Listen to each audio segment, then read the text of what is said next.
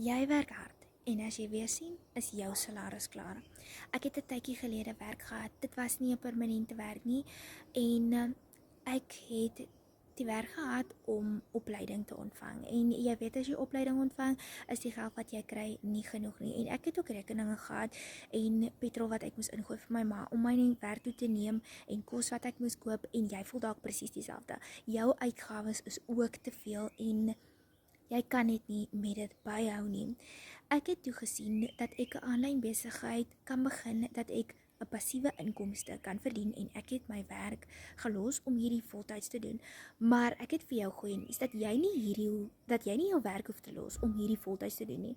Dat jy dit kan doen terwyl jy daar by jou werk is en 'n ekstra inkomste kan bou sonder om jou lewe omver te gooi.